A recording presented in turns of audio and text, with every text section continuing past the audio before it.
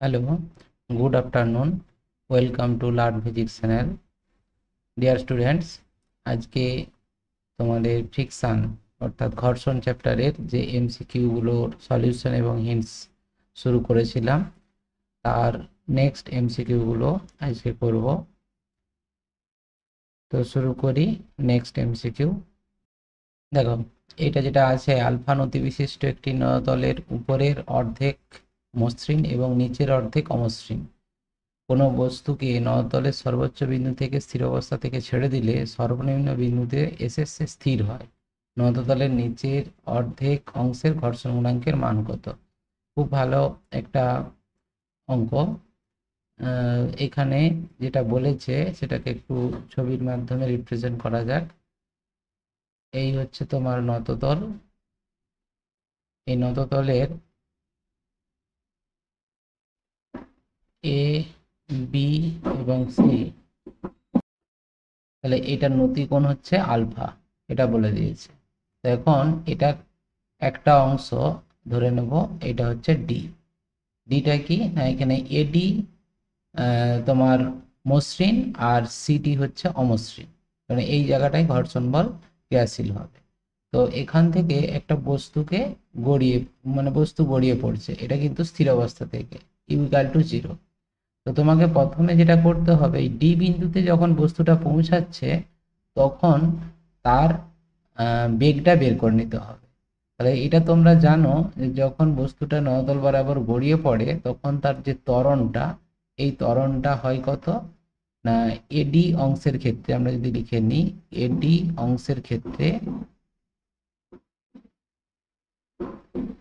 এটার ক্ষেত্রে কি হবে না, ত্বরণ এ সমান কত, এটা জি সাইন থিটা। মসৃণ নলতল হলে জি সাইন থিটা, থিটা মানে এখানে আলফা হবে, জি সাইন আলফা। ঠিক আছে। আচ্ছা, তোমার ডি বিন্দুতে বেগ বের করব, কতটা পথ অতিক্রম করছে, নদতলের টোটাল দৈর্ঘ্য এটা ধরে নাও L/2 আর এই দৈর্ঘ্যটা ধরে নাও L/2। ঠিক আছে। তাহলে V square equal to you square plus 2as থেকে পাই, V square equal to you square plus 2as থেকে পাই। এখানে কি লিখবে, এই বেগটা বের করব, ইউটা 0 প্লাস 2a এর জায়গায় লিখবো g sine alpha into S, S এর জায়গায় L/2। ঠিক আছে। এখানে ভি স্কোয়ার সমান এটা পেয়ে গেলে, বা v square equal to g sine alpha, g L sine alpha. ঠিক আছে, এইটা তোমার 1 নম্বর সমীকরণ। এখন এখান থেকে যখন আসবে, এখানে তাহলে বেগটা ভি হলো, এখান থেকে যখন ব্লকটা এই জায়গায় পৌঁছাবে তখন অন্তিম বেগটা 0 হবে। কেন না, এই অংশটা অমসৃণ। ঠিক আছে, সিটি অংশটা হচ্ছে অমসৃণ। তাহলে অমসৃণ যদি হয় তাহলে সেই জায়গায় এই বরাবর যে ত্বরণটা ক্রিয়াশীল হয়, এটা তোমরা জানো যে ঘর্ষণ বলের জন্য ত্বরণ মন্দন সৃষ্টি হবে। তাহলে এ তোমার সিডি অংশের ক্ষেত্রে লিখবো, সিডি অংশে ত্বরণ, এটা মন্দন হবে, আমি লিখছি জি ইন্টু সাইন থিটা না sine alpha minus mu cos alpha. ঠিক আছে, এটা হবে। এই বরাবর অমসৃণ তল বরাবর যখন আসবে তাহলে এখানে কিরকম ভাবে ওই v square equal to you square minus 2as ফর্মুলাটা অ্যাপ্লাই করবো। সিডি অংশে ওই v square equal to you square minus 2as থেকে পাই, এখানে অন্তিম বেগটা 0, প্রাথমিক বেগটা হবে ভি স্কোয়ার মাইনাস 2a এর জায়গায় হবে এটা G into sine alpha minus mu cos alpha into S, S এর জায়গায় L/2। এখানেও তোমার 2 2 কেটে যাবে, তাহলে এখান থেকে ভি স্কোয়ার ইকাল টু হবে জি এল sine alpha minus mu cos alpha. ঠিক আছে, এটা হবে। এবার এই দুটো সমীকরণকে জাস্ট তুলনা করে দাও, 1 এবং 2 তুলনা করবে, তুলনা করলে যেটা আসবে তাহলে তখন G L equal to GL sin alpha equal to GL sin alpha minus mu cos alpha। GL GL কেটে গেল, এখান থেকে তোমাকে বের করতে হবে মিউ। তাহলে sin alpha equal to sin alpha minus mu cos alpha।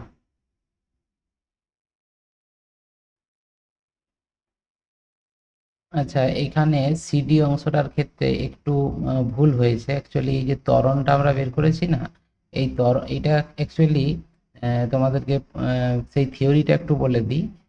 এইখানে যে নতল বরাবর ত্বরণটা ছিল, এটা উপরে একটু দেখে দিই। নতল বরাবর যে ত্বরণটা, এটা যে রাশিমালাটা ছিল সেটা কি ছিল, এই রকম যদি বস্তু হয় তাহলে সেক্ষেত্রে তার ওজনটা নিচের দিকে ক্রিয়াশীল হয়, আর এই বরাবর হয় আর এই দিকে। তাহলে এই কোণটা যদি থিটা হয়, এই কোণটা থিটা হয়, এটা তোমরা জানো mg cos থিটা, আর এইটা হয় mg sin থিটা। ঠিক আছে, তাহলে mg sin থিটা বলের জন্য আসছিল, কিন্তু ঘর্ষণ বল তখন কোন দিকে কাজ করছিল না, বিপরীত দিকে। তাহলে এক্ষেত্রে mg sin থিটা বেশি আর ঘর্ষণ বল কম ছিল, সেই জন্য লব্ধি বলটা ছিল mg sin থিটা মাইনাস এ। ঠিক আছে, তাহলে এক্ষেত্রে কিন্তু ত্বরণ নিয়ে গতিশীল, মানে এই লব্ধি বল থাকার জন্য বস্তুটার কিন্তু ক্রমশ বেগটা বাড়বে, মানে ত্বরণ নিয়ে গতিশীল হচ্ছিল। মানে এইখানে যদি বেগটা তার ধরে নাও v1 হয়, এইখানে যখন আসবে তখন তার v2 হবে, অর্থাৎ এখানে v2 গ্রেটার দেন v1 হবে। ঠিক আছে, কিন্তু এইখানে কেসটা উল্টো। এখানে কেসটা কি না, এইখানে বেগ যদি সর্বোচ্চ বেগ v, এবারে এইটা কি হচ্ছে আস্তে আস্তে কমছে, কমে 0 হয়েছে। তাহলে কমে 0 হয়েছে মানে বুঝতেই পারছো এক্ষেত্রে ঘর্ষণ বলের ভ্যালু mg sin থিটার থেকে বেশি। ঠিক আছে, মানে সেই জন্য এখানে লব্ধি বলটা হবে f minus mg sin theta. ঠিক আছে, এবারে এফ এর জায়গায় যেমন বসিয়েছিলে মিউ আর, আর মানে mg cos থিটা। ঠিক আছে, মাইনাস mg sin থিটা। তাহলে এখান থেকে mg কমন নিয়ে নিলে যেটা হয় mu cos theta minus sin theta. ঠিক আছে, এবার এখান থেকে বুঝতে পারছো এখানে তাহলে মন্দনটা কত হবে, সেই মন্দনটা হবে g into mu cos theta minus sin theta. ঠিক আছে, তার মানে এখানে যে ত্বরণের রাশিমালাটা আমরা লিখেছিলাম, এইটা শুধু একটু চেঞ্জ করে নিতে হবে, মানে এটা তোমাকে একটু খেয়াল রাখতে হবে এটা কেন হলো। ঠিক আছে, অ্যাকচুয়ালি ত্বরণ নতল বরাবর নামলে ওই ত্বরণটা হয়, কিন্তু এখানে ঘর্ষণ বল বেশি, তো সেই কারণে এটা হবে mu cos theta minus sine, sorry theta হবে না, এটা হবে alpha, mu cos alpha sine alpha. ঠিক আছে, এটা সবগুলোর ক্ষেত্রেই হবে, ওটা করে দিলেই তোমার হয়ে যাবে। এটা একটু ভুল হয়েছিল। তাহলে এবারে ক্যালকুলেশনটা দেখো চলে আসবে, জিএল জিএল কেটে যাচ্ছে, তাহলে এটা হবে mu cos alpha minus sine alpha, sine আলফাটা এদিকে চলে আসলে 2 সাইন আলফা হবে equal to mu cos alpha, অতএব mu equal to 2 into tan alpha, 2 tan alpha, option D এরটা হচ্ছে। আচ্ছা, পরের অঙ্ক যেটা আছে দেখো, ডব্লিউ ওজনের একটি মইকে একটি মসৃণ উলম্ব দেয়ালে এমনভাবে আনত রাখা হলো যে মইটি অনুভূমিকের সঙ্গে 45 ডিগ্রি কোণ উৎপন্ন করে, ভূমি কর্তৃক প্রযুক্ত ঘর্ষণ বল এটা নির্ণয় করতে হবে। আচ্ছা, তার আগে আমরা তাহলে একটা প্রথমে মই এঁকে নেব। ঠিক আছে, এইটা একটা দেওয়াল এবং মেঝে, এইটা হচ্ছে মেঝে, সরি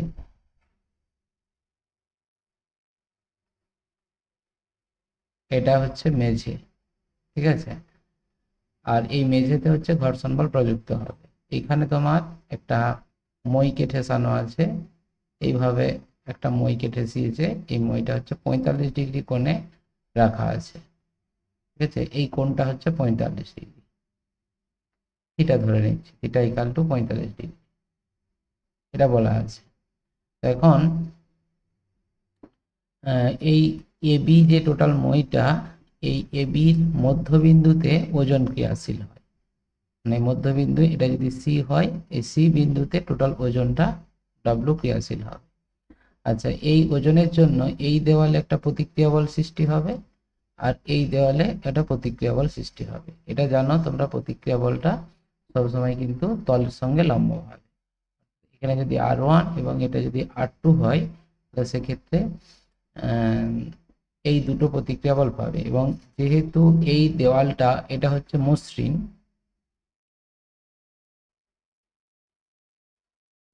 সেই জন্য এখানে কিন্তু কোনো ঘর্ষণ বল প্রযুক্ত হবে না। তাহলে এখন এই ডব্লিউ ওজনের জন্য মইটা নিচের দিকে নামতে চাইবে, কিন্তু এখানে ঘর্ষণ বল কি করবে, বাধা দেবে, মানে মইটা এদিক দিয়ে সরে যেতে চাইবে। তাহলে ঘর্ষণ বল কোন দিকে প্রযুক্ত হবে, বুঝতেই পারছো? ঘর্ষণ বল প্রযুক্ত হবে তখন এই দিকে, ঠিক আছে? এই বরাবর ঘর্ষণ বল প্রযুক্ত হবে, তোমাকে এই ঘর্ষণ বলটাই বের করতে হবে, ঠিক আছে? তো এটার জন্য এই অঙ্কটা টোটালটাই কিন্তু তোমাদের ফার্স্ট সেমিস্টারের যে লাস্টের দিকে একটা চ্যাপ্টার আছে স্থিতিবিজ্ঞান বলে, স্থিতিবিজ্ঞানের একটা ফর্মুলা এখানে কাজে লাগবে। মানে একটা বস্তু সাম্য অবস্থায় থাকার শর্ত, এই সাম্য অবস্থায় থাকার শর্ত হচ্ছে বস্তুগুলোর উপর, মানে কোনো একটা বস্তু সাম্য অবস্থায় থাকবে তখনই যখন তার উপর ক্রিয়াশীল যতগুলো বল প্রযুক্ত হবে, একতলীয় বল, সেই বলগুলোর বীজগাণিতিক সমষ্টি শূন্য হতে হবে। আর একটা শর্ত আছে, কোনো একটা বিন্দু বা অক্ষের চারিদিকে ভ্রামকের বীজগাণিতিক সমষ্টি শূন্য হবে। তো তোমরা ওই সেকেন্ড কন্ডিশনটা, অর্থাৎ ভ্রামক যেটা, সেই ভ্রামক সম্বন্ধে এখনো কিন্তু কোনো ধারণা তোমরা পাওনি এখন পর্যন্ত। এর পরের চ্যাপ্টারতে বৃত্তীয় গতি যখন পড়বো, ওই জায়গায় ভ্রামক সম্বন্ধে একটা ধারণা আসবে। বৃত্তীয় গতি নয়, বৃত্তীয় গতির পরে দৃঢ় বস্তুর ঘূর্ণনে ভ্রামক সম্বন্ধে একটা আইডিয়া আসবে, সেই ভ্রামকটা আমরা জানতে পারবো। যাই হোক, আমি এই অঙ্কটার জন্য যতটা লাগবে সেটা বলে দেবো। তাহলে প্রথমে ভাবো যে এই মইটার উপর, এবি মইটার উপর যতগুলো বল প্রযুক্ত হচ্ছে, সেই বলের বীজগাণিতিক সমষ্টিটা কত হবে। তো ঘর্ষণ বল যদি এফ হয়, তাহলে টোটাল যতগুলো বল প্রযুক্ত হচ্ছে, একটা হচ্ছে অনুভূমিক দিক এবং একটা উলম্ব দিক, এই উলম্ব দিকে এবং অনুভূমিক দিকে যতগুলো বল প্রযুক্ত হচ্ছে সেই বলগুলোর বীজগাণিতিক সমষ্টি লিখব। তাহলে অনুভূমিক দিক যদি দেখা হয়, তাহলে দেখো R1 প্রযুক্ত হচ্ছে ডান দিকে আর এফ প্রযুক্ত হচ্ছে বাম দিকে, সেই জন্য -f। তাহলে এদের সমষ্টি কি হবে, 0, ঠিক আছে? একই রকম ভাবে দেখো R2 প্রযুক্ত হচ্ছে উপরের দিকে আর W প্রযুক্ত হচ্ছে নিচের দিকে, সেই জন্য এখানে আমরা লিখতে পারবো যে R2 - W = 0। অর্থাৎ এখানে আমরা যে সমীকরণ পেলাম F = R1 এবং R2 = W, এই দুটো ইকুয়েশন আমরা এখন পেলাম, এটা আমাদের পরে কাজে লাগবে, ঠিক আছে? এবারে এ বিন্দুর সাপেক্ষে ভ্রামকের বীজগাণিতিক সমষ্টি নেব। তাহলে ভ্রামক জিনিসটা কি একটু বলে নিই। সেটা হচ্ছে যে ধরো এরকম কোনো একটা দণ্ড, এই দণ্ডটাকে, এই বিন্দুটাকে ফিক্সড রেখে তুমি যদি এই অংশে বল প্রয়োগ করবো, তাহলে কি হবে না, ভ্রামকটা এই দিকে, মানে দণ্ডটা এইদিকে ঘুরতে চাইবে, ঠিক আছে? তাহলে এই যে ঘূর্ণন সৃষ্টি হচ্ছে যার জন্য, সেটাই হচ্ছে ভ্রামক। তাহলে ভ্রামক সমান কত লিখবো, ভ্রামক হচ্ছে প্রযুক্ত বল, ভ্রামক সমান প্রযুক্ত বল ইন্টু ঘূর্ণাক্ষ থেকে লম্ব দূরত্ব। ধরো এই যে ও এ, এই দূরত্বটা হবে ও এ, ঠিক আছে? তার মানে ভ্রামক সমান প্রযুক্ত বল এবং যে বিন্দুর সাপেক্ষে ঘুরছে সেই বিন্দু থেকে প্রযুক্ত বলে লম্ব দূরত্বের গুণফল, এটি হচ্ছে ভ্রামক। এবারে পজিটিভ হবে না নেগেটিভ হবে সেটা ডিপেন্ড করবে। যদি এটা অ্যান্টি ক্লকে ঘুরে তাহলে হবে নেগেটিভ, যেমন এটার ক্ষেত্রে অ্যান্টি ক্লকওয়াইজ ঘুরছে, বস্তুটা ঘুরতে চাইছে, সেই জন্য নেগেটিভ হবে। আর ক্লকওয়াইজ হলে পজিটিভ হবে, ঠিক আছে? তাহলে এবারে এখানে তুমি এ বিন্দুর সাপেক্ষে ভ্রামকগুলো নাও। তাহলে এ বিন্দুর সাপেক্ষে বলের ভ্রামক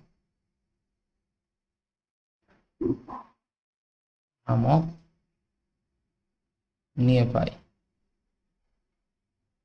তাহলে কি লিখতে পারবে, তাহলে এ বিন্দুর সাপেক্ষে, যেহেতু এ বিন্দুতেই তোমার হচ্ছে R1 প্রযুক্ত হচ্ছে, সেই জন্য R1 এর জন্য ভ্রামকটা কিন্তু 0 হবে। তারপর তুমি যদি W এর জন্য বলো, দেখো W শুধু ভেবে নাও এই দণ্ডটার উপর শুধুমাত্র W প্রযুক্ত হচ্ছে, তাহলে W এই দিকে ঘোরাতে চাইছে, ডান দিকে, মানে এই দিকে ঘূর্ণন সৃষ্টি করতে চাইছে মানে মইটা, সেই জন্য এটা পজিটিভ হবে। সেই জন্য W ইন্টু এখানে তোমার দূরত্বটা কত, এখান থেকে এই দূরত্বটা, ঘূর্ণন কেন্দ্র থেকে এই দূরত্বটা, এক্ষেত্রে লম্ব দূরত্বটা এইটা হবে, এইটা। ঠিক আছে, এই দূরত্বটা পাওয়ার জন্য তোমরা জানো এইটা হচ্ছে L/2, মধ্যবিন্দুতে প্রযুক্ত হচ্ছে। এই কোণটা থিটা হলে এই কোণটা থিটা হবে। ঠিক আছে, তাহলে এই দূরত্বটা বের করার জন্য এটা ভূমি বাই অতি করে দাও, মানে L/2 cos theta, L/2 cos theta. ঠিক আছে, এবারে তোমাকে বের করতে হবে ডব্লিউর জন্য হলো, এবারে তোমাকে এখানে R2-র জন্য ভ্রামকটা, R2-র জন্য ভ্রামক, R2 কি করছে, উল্টো দিকে ঘোরাতে চাইছে এদিকে, সেই জন্য মাইনাস হবে। এটা হবে R2 ইন্টু তার দূরত্ব, লম্ব দূরত্বটা কত, এইখান থেকে এই দূরত্বটা। ঠিক আছে, তাহলে এটা যদি তোমার থিটা হয় আর এইটা তোমার ভূমি বাই অতি cos থিটা, একই রকম ভাবে R2 সমান এটা হবে L cos থিটা। ঠিক আছে, আর এফ এর জন্য কত হবে, এফ, এফ তো প্রযুক্ত হচ্ছে এইদিকে, তাহলে এফ ঘুরাতে চাইছে তোমার ক্লকওয়াইজ, মানে এইদিকে ঘুরাতে চাইছে, সেই জন্য এটা পজিটিভ হবে। তাহলে এফ ইন্টু তার লম্ব দূরত্ব কত, লম্ব দূরত্বটা হচ্ছে এইটা। ঠিক আছে, এইটা, তার মানে এটার ক্ষেত্রে তখন দেখো লম্ব বাই অতি। ঠিক আছে, তার মানে এটা হবে এল সাইন থিটা, এটা ইকাল টু 0। বোঝা গেল কি? তাহলে এখানে লম্ব দূরত্ব জিনিসটা কি, এটা যেমন এখানটার ক্ষেত্রে বলেছিলাম যে বিন্দুতে বল প্রযুক্ত হচ্ছে, এটার ক্ষেত্রে এখানে বল প্রযুক্ত হচ্ছে সেটা নিচের দিকে, তাহলে এই বিন্দুর সাপেক্ষে তার দূরত্ব কত, এইটা, এটা হচ্ছে তার লম্ব দূরত্ব। ঠিক আছে, একই রকম ভাবে এই যে ঘর্ষণ বল প্রযুক্ত হচ্ছে এই দিকে, তার লম্ব দূরত্ব নিশ্চয়ই এই দূরত্বটা হবে, এই দূরত্বটা, আর R2-র লম্ব দূরত্ব হবে এখান থেকে এইটা। ঠিক আছে, তাহলে এইভাবে দূরত্বটা বের করবে, তাহলে টোটাল বীজগাণিতিক সমষ্টি এখানে 0 হচ্ছে। তাহলে এবারে এখানে এল এল এল ক্যান্সেল হয়ে যাচ্ছে দেখো, তাহলে এখানে তোমার ক্যালকুলেশনটা যেটা আসছে W/2 cos theta, cos 45 degree, theta তো 45 ডিগ্রি বলেছে, সেই জন্য 1/√2 একবারে করে দিলাম। এইটা হবে R2 ইন্টু cos 45 ডিগ্রি, মানে 1/√2 plus F into sign 45 degree, মানে 1/√2 ইকাল টু 0। দেখো এখানে 1/√2 চলে গেল বই পক্ষ থেকে, তাহলে W/2 minus R2 plus F equal to 0। এবারে তোমাকে এফটা বের করতে হবে, F equal to R2 minus W/2। আচ্ছা দেখো R2 সমান কত পেয়েছিল, R2 পেয়েছিল W, তাহলে এখানে W লিখে দাও, W মাইনাস W/2 সমান কত, W/2। এফ এর ভ্যালুটা হচ্ছে W/2, অপশন তোমার এটা। অঙ্কটা বোঝা গেল? তাহলে যদি কোনো সমস্যা হয় আমাকে জানাবে, কমেন্ট করে জানাবে, পরে তখন আবার বলে দেব। নেক্সট 63টা যেটা আছে, একটি বস্তু 45 ডিগ্রি নতিবিশিষ্ট একটি মসৃণ নতল বরাবর পড়তে যে সময় নেয়, অনুরূপ একটি অমসৃণ নতল বরাবর পড়তে তার n গুণ সময় নেয়। বস্তু এবং নতলের মধ্যে ঘর্ষণ গুণাঙ্ক মিউকে হবে, মিউকের ভ্যালুটা বের করতে হবে। তাহলে এইটা নততলের যে থিওরিটা করেছিলাম একদম সেই থিওরি অনুযায়ী হবে, অর্থাৎ এই যে নততল, এই নততল বরাবর যখন বস্তুটা গড়িয়ে পড়বে, এই বরাবর যখন গড়িয়ে পড়বে সেই ত্বরণটা মুখস্থ রাখতে হবে। এটা তোমার অমসৃণ হলে তাকে ঘর্ষণ বল প্রযুক্ত হবে, মানে এটা ঘর্ষণ গুণাঙ্ক নিউকে বলে দিয়েছে। তাহলে ত্বরণটা কত না, ত্বরণ এটা এ ইকাল টু হবে জি সাইন থিটা মাইনাস মিউকে ইন্টু কস থিটা, এটা হচ্ছে নতল বরাবর ত্বরণ। তাহলে এবারে যদি মসৃণ হয়, প্রথমে মসৃণ নতল বলেছে, মসৃণ যদি হয় তাহলে সেক্ষেত্রে ত্বরণটা কত হবে, এ সমান জি সাইন থিটা, এটা হচ্ছে মসৃণের ক্ষেত্রে, এটা মসৃণ, আর এটা হচ্ছে অমসৃণের ক্ষেত্রে। ঠিক আছে, এটা অমসৃণের ক্ষেত্রে এ ডট লিখে নিচ্ছি এটা। তাহলে মসৃণের ক্ষেত্রে নামতে কত সময় লাগছে, যদি মসৃণ হতো তাহলে নততল মসৃণ হলে যদি টাইমটা তোমার টি লাগে, নততল মসৃণ হলে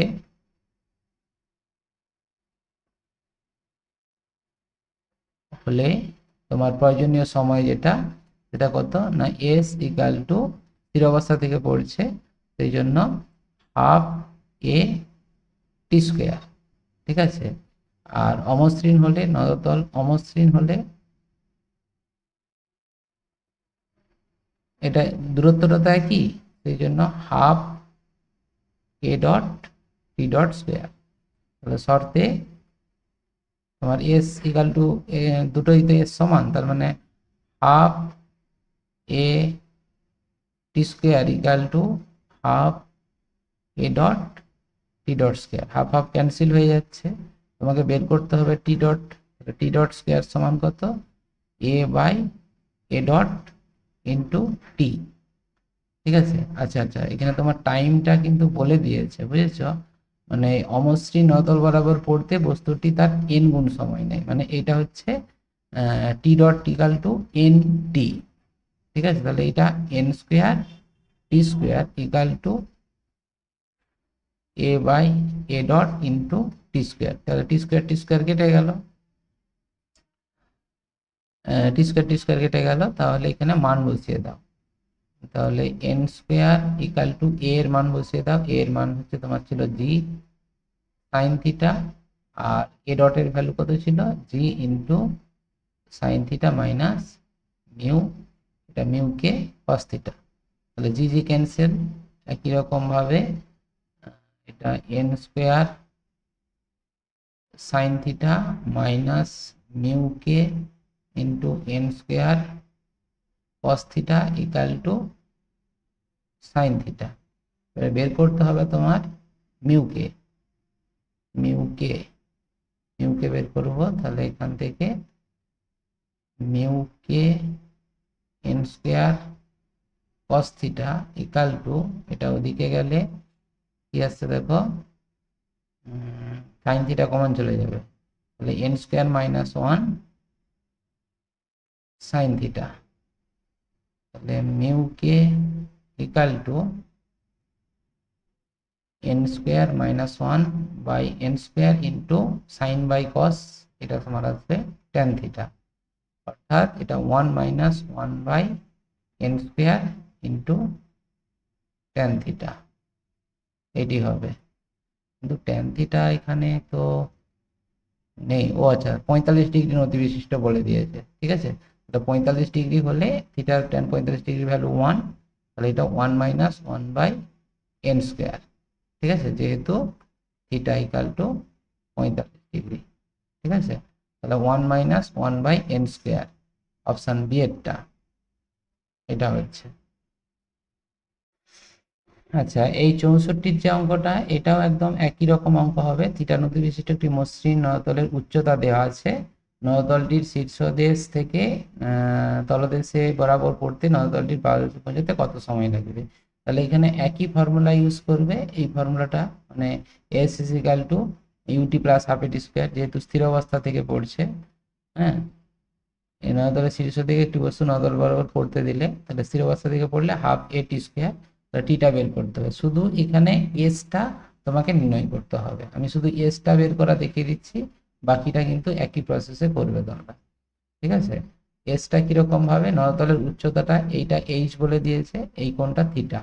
ঠিক আছে, তাহলে এখানে এইটা হচ্ছে তোমার যদি এস হয় এই দূরত্বটা, তাহলে লম্ব বাই অতি, তাহলে সাইন থিটা সমান কত, সাইন থিটা সমান এইচ বাই এস, অতএব এস সমান কত এইচ বাই সাইন থিটা। ঠিক আছে, তাহলে এস এর জায়গায় এইচ বাই সাইন থিটা বসিয়ে দিবে। ঠিক আছে, তাহলেই তোমার টাইমটা বেরিয়ে যাবে। বুঝতে পেরেছ? এটা তোমার মসৃণ নলতল, মসৃণ বলে দিয়েছে, তাহলে তো ঘর্ষণের ব্যাপারটা নেই, তাহলে এই ফর্মুলাটা ইউজ করে দিবে, তাহলেই হয়ে যাবে। T equal to two S by a, T equal to √2s/a, √2s, S এর জায়গায় তুমি আর h by sine theta into a এর জায়গায় হচ্ছে g sine theta, g sine theta, তার মানে সাইন স্কোয়ার থিটা হচ্ছে 2h by g sine square theta. Option D এরটা হয়ে যাচ্ছে। আমি ভেবেছিলাম এটা অমসৃণ, তাহলে অমসৃণ হলে একই রকম ভাবে এটা বের করা যেত আগে যেরকম প্রসেসে করলে, শুধু ত্বরণের ভ্যালুটা চেঞ্জ হয়ে যেত আর, ঠিক আছে। যাই হোক, এটা হয়েই গেল, অঙ্কটা করেই দিলাম। আচ্ছা, এরপরে 65 যেটা দিয়েছে যে অনুভূমিক তলের সঙ্গে 30 ডিগ্রি কোণে আনত একটি নয়তলের উপর 2 কেজি ভরে একটি ব্লক স্থির অবস্থায় আছে। ব্লক এবং তলের মধ্যে স্থিত ঘর্ষণ গুণাঙ্ক 0.7, ব্লকের উপর ক্রিয়ারত ঘর্ষণ বলের মান কত? তাহলে অনুভূমিক তলের সঙ্গে 30 ডিগ্রি কোণে আনত একটি নয়তলের উপর, একই রকম ভাবে এটা নততল তুমি আঁকো। এটা প্রথমে ছবিগুলো একটু আঁকতে হবে তোমাদেরকে, যেটা বলছে অঙ্কটা সেটার সঙ্গে যদি ছবিটা এঁকে নিতে পারো তাহলে কিন্তু অঙ্কটা অনেক ইজি হয়ে যাবে। তো এটা 30 degree, theta equal two 30 degree বলে দিয়েছে। এটি নয়তলের উপর 2 কেজি ভরে একটি ব্লক স্থির অবস্থায় আছে। এখানে একটা ব্লক রাখা আছে, সেই ব্লকটা স্থির অবস্থায় আছে, ঠিক আছে। তাহলে তার ওজনটা নিচের দিকে কাজ করবে। এই নয়তল বরাবর যে উপাংশটা হবে, এই কোণটা ধরলে এই কোণটা থিটা হয়, এই বরাবর উপাংশ এমজি কস থিটা, আর এই বরাবর উপাংশ হচ্ছে এমজি সাইন থিটা।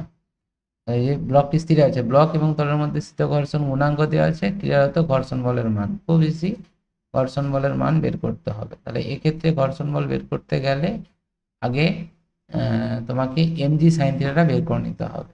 তাহলে এমজি সাইন থিটার ভ্যালুটা কত?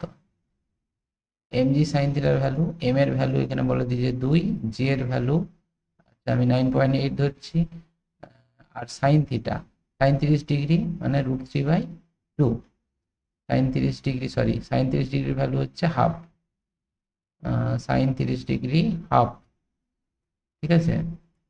তাহলে এই ক্ষেত্রে কত হচ্ছে 9.8 নিউটন, ঠিক আছে। এটি হচ্ছে এমজি সাইন থিটা নিম্নমুখী বল। আর ঘর্ষণ বলটা কত? সীমাস্থিত ঘর্ষণ বলটা বের করে নিই, এটা মিউ এস ইন্টু আর। এবারে আর সমান কত? আর সমান হচ্ছে এমজি কস থিটা, তাহলে মিউ এস এর ভ্যালু হচ্ছে 0.7 ইন্টু আর, আর এর জায়গায় লিখবে এমজি কস থিটা, ঠিক আছে। তাহলে 0.7 ইন্টু এমজি, এম এর ভ্যালু 2, জি এর ভ্যালু 9.8 ইন্টু কস থিটা, এটা হচ্ছে √3/2, ঠিক আছে। তাহলে এক্ষেত্রে 2 কেটে যাবে, তাহলে তোমার 9.8 ইন্টু √3 ইন্টু 0.7 এত নিউটন।